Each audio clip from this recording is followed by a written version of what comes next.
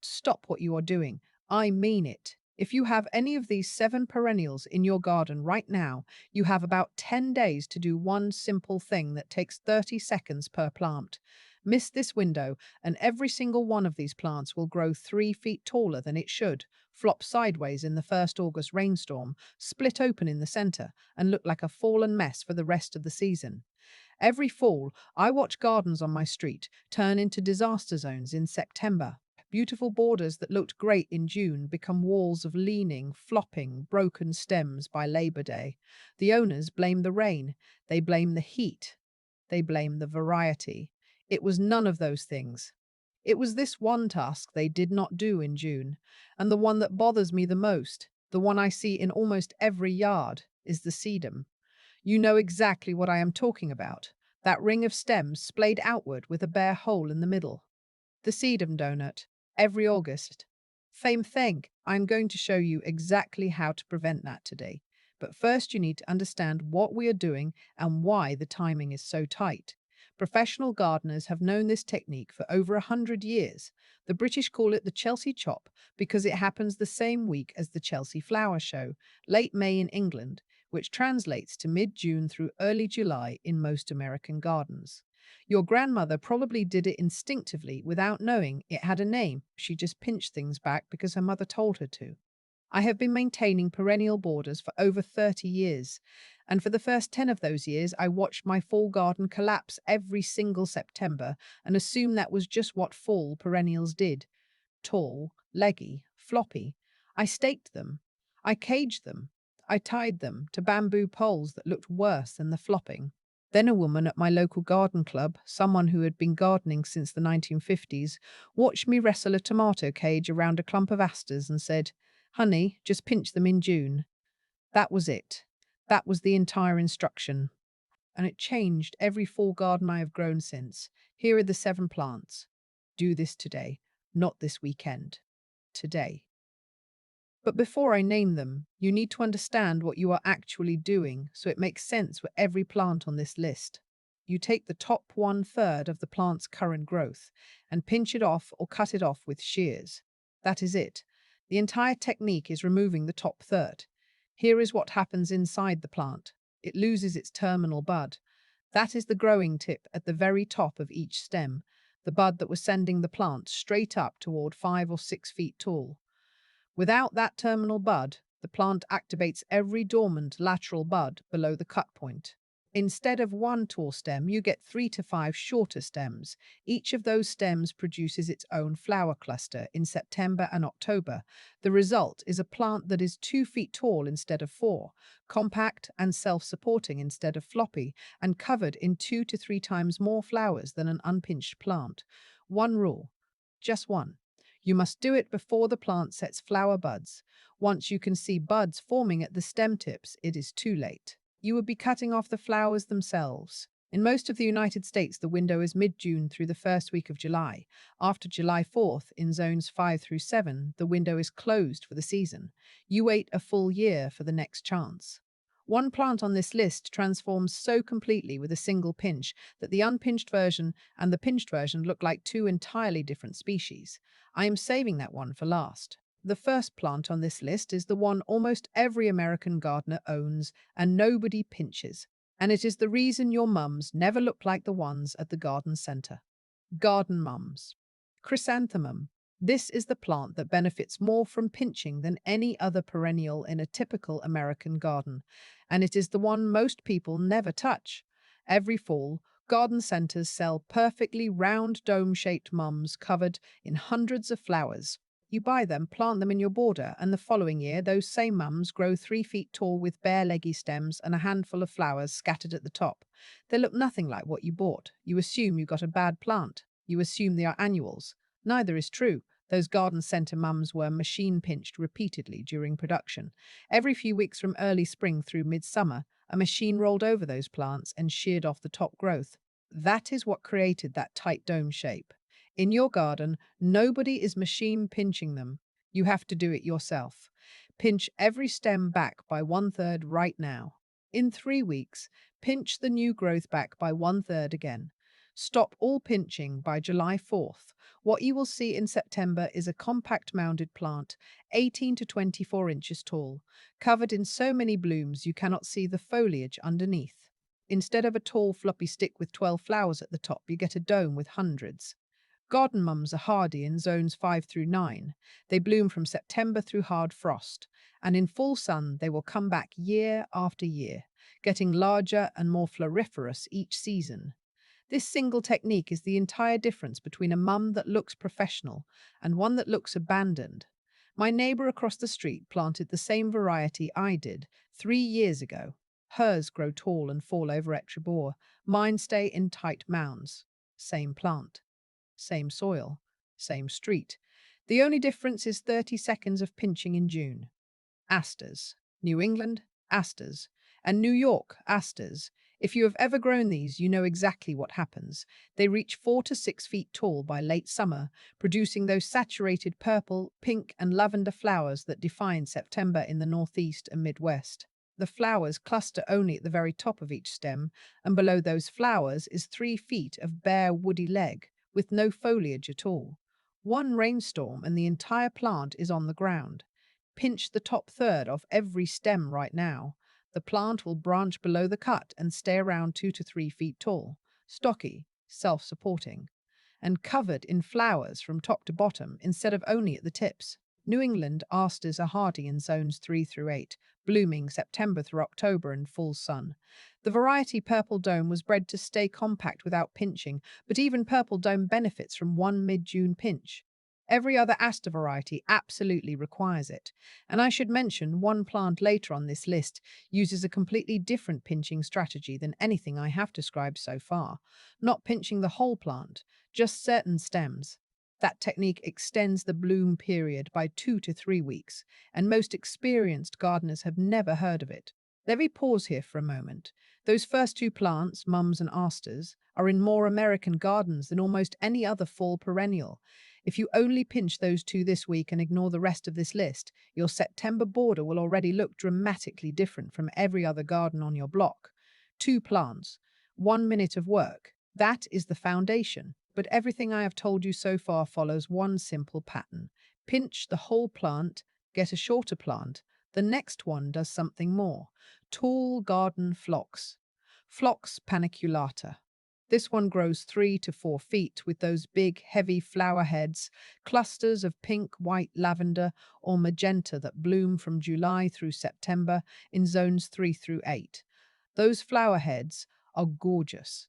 They are also heavy, and they catch rain and moisses calls on a mar. After a summer thunderstorm, unpinched phlox lies flat on the ground, crushing everything planted in front of it. Pinch the top third now, but here is where phlox gives you something none of the other plants on this list offer. After you pinch for height, thin the clump by removing every third stem entirely at ground level. Just reach in and cut one out of every 3 stems right at the soil line.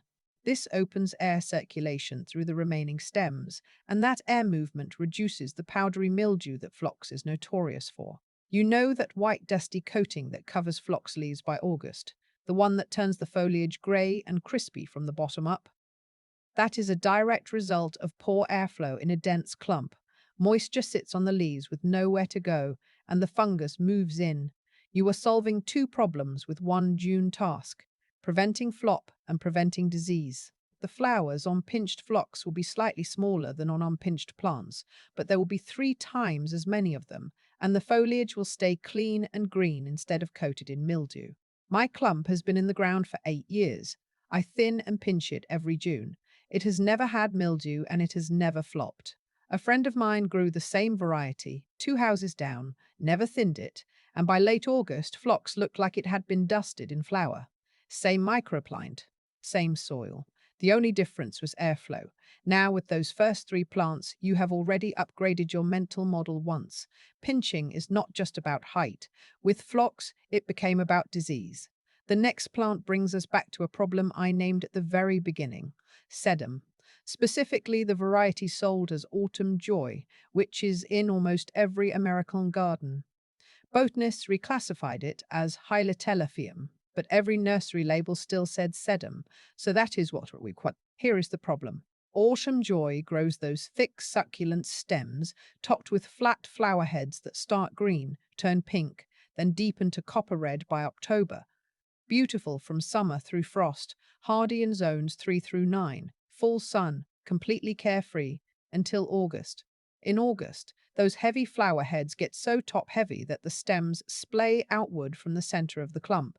The middle opens up, the outer stems lean sideways, and you get the sedum don't, a ring of flopping stems with a bare hole in the center where there used to be a plant. Every gardener who owns Autumn Joy knows this shape. It happens every single year if you let it. Pinch the top third off right now while the stems are still upright and actively growing. The pinch stems stay 6 to 8 inches shorter, support their flower weight easily, and the plant holds its dome shape straight through frost. Autumn joy that has been pinched in June looks like a completely different plant than one that was not. No donut, no staking, no ring of shame in your border. I had 3 clumps of autumn joy that I almost ripped out because the flopping was so bad. A friend of mine told me to try pinching them once before I gave up on them. That was 6 years ago. Those clumps are still there, and they hold their shape perfectly every fall. We are past the halfway point, but the plant that changed how I think about pinching entirely is still coming because it uses a technique that is the opposite of everything I just told you.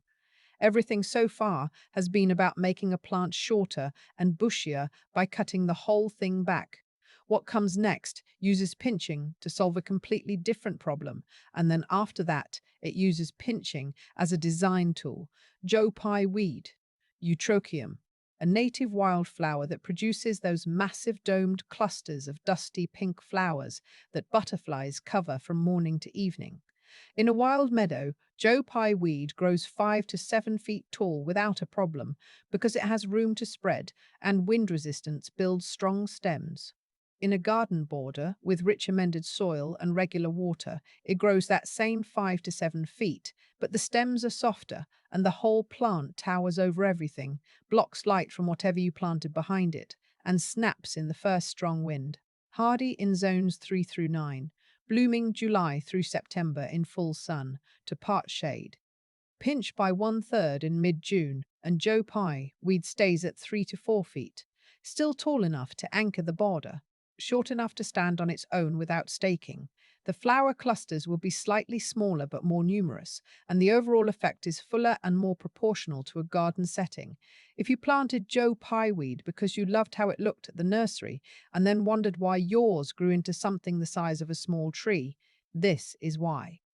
The nursery plant was young, growing in a 2-gallon pot with restricted roots. Yours is established with deep roots in good soil, and it is doing what a native plant does when it has access to resources. Pinching controls it. You are matching the scale of the plant to the scale of your garden. My back border has 3 Joe Pye weed plants that I pinch every June. They stay at about 3.5 feet, they bloom for weeks, and the monarchs and swallowtails that visit them in August are worth every second of the 30 seconds it took to pinch them. Now, everything I have shown you so far uses the same basic approach. Pinch the whole plant by 1/3, get a shorter, bushier, more floriferous version of that plant. Phlox added thinning. Joe Pye reframed pinching as scale control, but the next one breaks the pattern entirely. And here is the thing. What I'm about to show you is pinching used as a design tool, not maintenance. Design. Helenium. Sneezeweed. Do not let that the cubit and the cadiv. It was named because dried helenium root was once used in snuff. The flowers are what matter. Helenium blooms in late summer into fall, producing warm-toned daisy-like flowers in burnt orange, deep red, gold, and rich mahogany, with those distinctive swept-back petals that give each bloom the look of a tiny shuttlecock. In zones 3 through 8, helenium blooms from August through October and grows 3 to 4 feet tall in full sun. Without pinching, the top-heavy flower stems lean and tangle with their neighbors. It is a beautiful plant that makes a mess of everything around it. Here is where it gets interesting. Do not pinch the whole clump. Pinch only the front stems by 1/3. Leave the back stems completely alone. What you get is a tiered effect.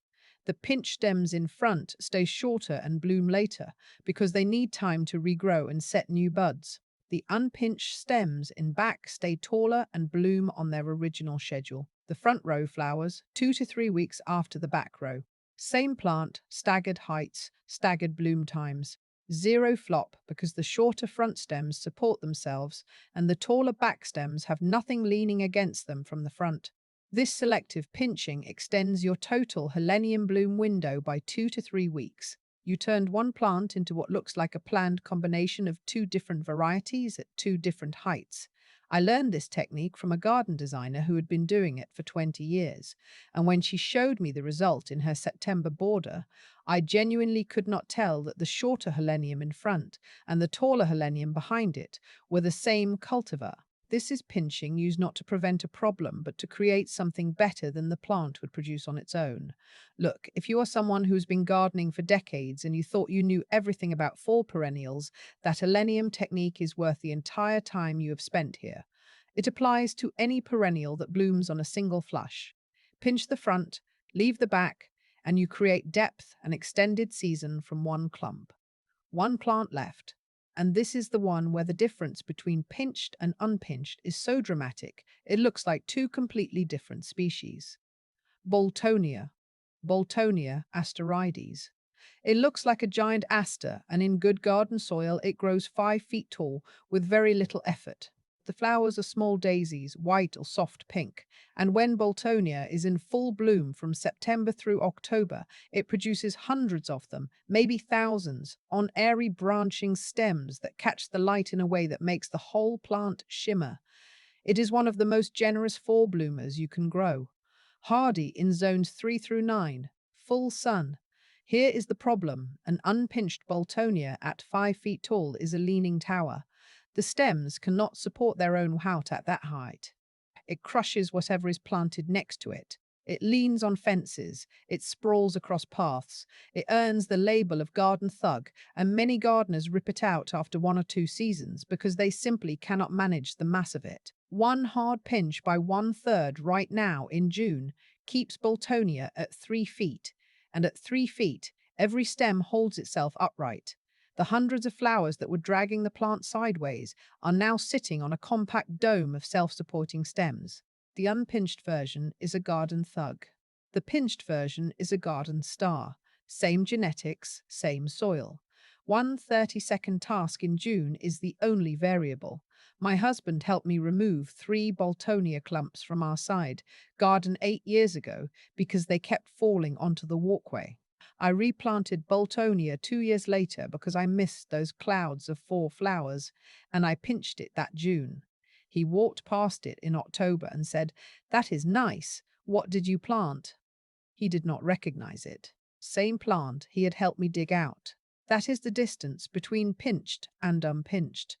Now I need to talk to you about timing because some of you are watching this right now, wondering if you are already too late. If you are watching this after July 4th in zones 5 through 7 or after July 15th in zones 7 through 9, your plants have very likely already begun forming flower buds internally. You cannot see them yet, but the plant has committed its energy to flowering. Pinching now removes those developing buds and you lose the forebloom entirely. You do not get shorter plants with more flowers. You get shorter plants with no flowers. That is the worst possible outcome. Tall and floppy with blooms is still better than short and bare. If you missed it this year, here is what I want you to do right now. Take your phone out, set a reminder for 10th of next year, write pinchful perennials, and list whichever these 7 you grow. This is a once-a-year task with a window of about 3 weeks. Miss it and you cannot fix it. There is no backup plan. There is no late-season alternative. The calendar does not negotiate. Your tools, your thumb and forefinger. That is the entire toolkit for most of these plants. Pinch the soft growing tip between your thumbnail and your finger and snap it off. Clean break the woodier stems, and you will find those on Sedum and established mums. Use a pair of sharp bypass pruners or even kitchen scissors. Gather all the pinch tips and toss them in the compost. The whole process for an average perennial border takes less than 5 minutes. 5 minutes in June for a completely different garden in September. Now, I want to step back and say something about what we have actually covered here, because it is bigger than 7 plants. What I have shown you is a single idea applied 7 different ways. The shape of a fall blooming perennial is not fixed by its genetics. It is determined by whether someone intervened at the right moment. Every garden on my street that collapses in September, every border that leans sideways, every clump that splits open in the middle, those are not plant failures. They are timing failures. The plant did exactly what it was programmed to do. It grew as tall as it could and put flowers at the top. The gardener's job is to interrupt that program in June so the plant builds a different architecture, shorter, wider, stronger, more flowers on more stems. And the techniques are not all the same, which is what I want you to carry away from this. Mums get pinched twice because they grow so aggressively that one pinch is not enough. Phlox gets pinched and thinned because dense stems trap moisture and breed disease. Helenium gets pinched selectively, front only, to create staggered height and extended bloom. Once you understand the principle behind the technique, you start seeing pinching as a design decision. You are sculpting the fall garden in June, months before a single flower opens. The garden you will see in September is being built right now, in these 10 days, whether you participate in the building or not. 7 plants. One core technique, a window that closes around July 4th. I started this by telling you about the gardens on my street that turn into disaster zones every September. Those same gardens are still there, the same mums growing leggy, the same asters crashing to the ground, the same Sedum donuts opening up in every other front yard. The gardens have not changed, but after today, you are looking at them differently. You are not seeing bad luck or weak plants or storm damage. You are seeing gardens where nobody pinched in June. That is all it ever was. One 5-minute task in one specific window that separates a garden that holds together from one that falls apart. Go do it today, before this window closes. Your grandmother would not have waited until the weekend. Which of these 7 do you have in your garden right now? Tell me in the comments. And if you've been doing this for years, if your mother taught you or you figured it out on your own, tell the rest of us how much of a difference it made. That experience matters more than anything I can say.